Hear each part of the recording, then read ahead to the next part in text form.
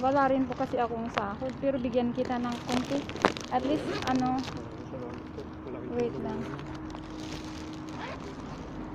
Tingnan ko kung kasi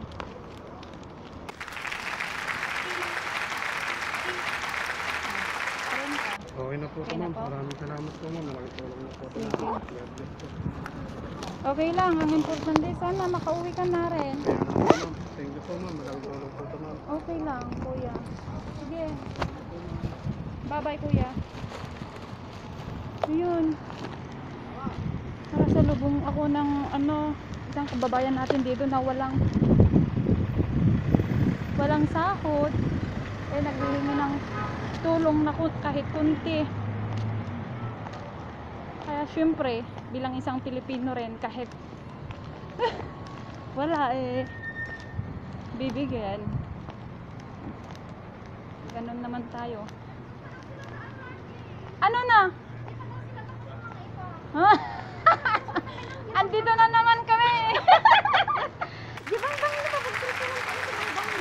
Apa anak nisto? Ang nisto? Nakasalubong ko ni Kuya. Na naman kami.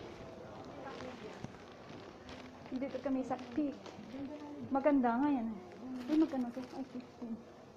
Kasi ano naman ko sa akin. Ito, gusto ko to. Ay, hindi naman mahaba. Ito yung katulad ng bumili niya. No? Now, 9 ringgit. Yan, magkano? 9. So, gusto ko yung mga ano na yun. Ah, ang mahal naman. 9. 9 angels 9 na.